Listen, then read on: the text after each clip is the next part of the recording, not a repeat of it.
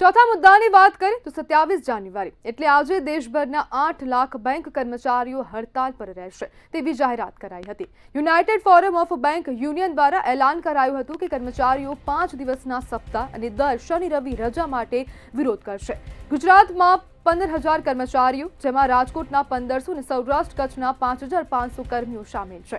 Gujarat bank works યુનિયનનું કહેવું છે કે આ હડતાલ અગાઉની સરકાર યુનિયન સમજૂતીઓ અમલી ન થતા અને 5 દિવસના સપ્તાહ માટે સરકાર તરફથી કોઈ જાહેરાત ન થતા કરવામાં આવી છે અને ચેતવણી આપી છે કે જો માંગ નહીં સ્વીકારવામાં આવે તો વધુ પ્રચંડ આંદોલન કરવામાં આવશે અને આગામી દિવસોમાં ખૂબ મોટા પાયે હવે આંદોલન કરવામાં આવશે। અને જે હવે બેંકના કર્મચારીઓની જે માંગ છે, જે 2024માં જે સમજૂતી થઈ હતી તે અમલ ન આવીને તે બાદ હવે જે બેંકના કર્મચારીઓ છે તે લોકો દ્વારા હવે હડતાલનું આજે એલાન કરવામાં આવ્યું હતું અને હડતાલ પર ઉતર્યા છે, જેના કારણે હવે નાગરિકોને પણ ખૂબ હાલાકી પડી છે કારણ કે મોટાભાગની બેંકોમાં કામકાજ બંધ રહેતા હવે બેંકના કામ અટવાઈ ગયા છે અને જેટલી 9 બેંક યુનિયનનું આ યુએફબીયુ સંગઠન છે જેના અનેક કર્મચારીઓ હાલ હડતાલ પર ઉતર્યા છે।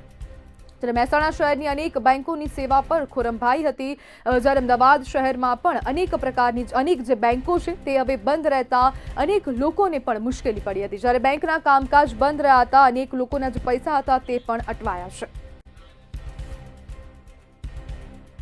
ત્યારે આ જ મુદ્દે ચર્ચા કરવા માટે આપણી સાથે એસબીઆઈના રિજનલ મેનેજર રાજેન્દ્ર મોઢ જોડાઈ ગયા છે। રાજેન્દ્રભાઈ, 5 દિવસના અઠવાડિયાની માંગ કેમ કરવામાં આવી?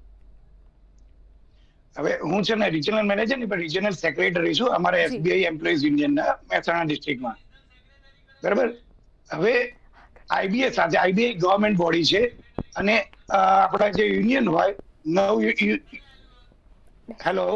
United forum of bank union જે છે યુએફબીયુ, એની સાથે અમારે એક માર્ચ 24 ની અંદર એક એગ્રીમેન્ટ થયું હતું, બાયપર્ટેટ સેટલમેન્ટ થયું હતું। એની અંદર માગણી કરવામાં આવી હતી, જે લોકોએ સ્વીકારી દીધી હતી કે શનિવાર છે, જેટલા પણ શનિવાર હોય છે મહિનાના, એ શનિવારે રજા આપવામાં આવશે।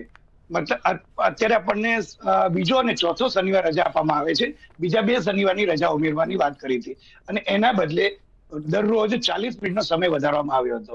આ એક એગ્રીમેન્ટ થઈ ગયું હતું, આ માંગણી મનાઈ ગઈ હતી અને આઈબીએ ને ખાલી ગવર્મેન્ટમાં એપ્રુવલ લેવાની હતી, પણ પછી એ જે એપ્રુવલ લેવાની વાત એટલી બધી લંબાઈ ગઈ, એના પછી ઘણી બધી મિટિંગો થઈ, ઘણી બધી કોન્સિલિએશન મિટિંગો થઈ આ મુદ્દે સમાધાન કરવાની, પણ હજી સુધી સરકાર નિર્ણય લઈ નથી શકી।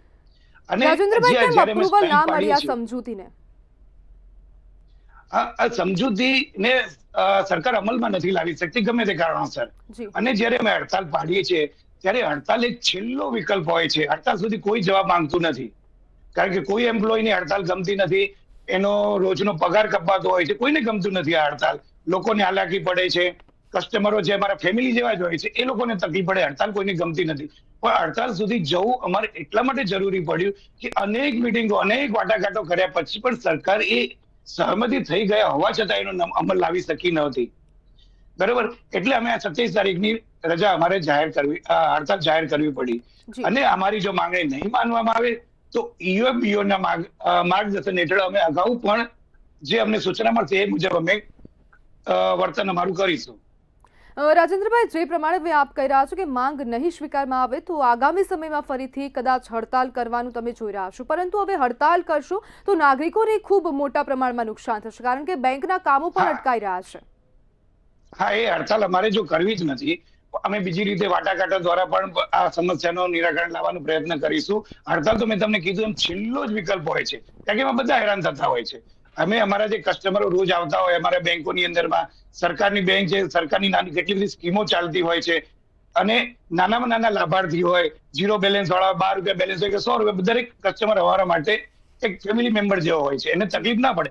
અમે શુક્રવારથી દરેકને કહી રહ્યા હતા કે તમારું કામ કરી દેજો કારણ કે મંગળવારે અમે હડતાલ ઉપર જવાના છીએ અને આવતીકાલે પણ અમે થોડો વધારે પ્રયત્ન કરી અને જેને જેને તકલીફ પડી છે એનું નિરાકરણ લાવવાનો પ્રયત્ન કરીશું। હડતાલ અમારો છેલ્લો વિકલ્પ હોય છે, જો વાટાઘાટો દ્વારા શક્ય બનશે અને આ સમસ્યાનો ઉકેલ આવતો હશે તો અમારે હડતાલ પર જવું જ નથી। હડતાલ એક પછી ન છૂટકે અમારે લેવો પડે એવો નિર્ણય હોય છે। બિલકુલ રાજેન્દ્રભાઈ, જોડાવા બદલ આપનો આભાર।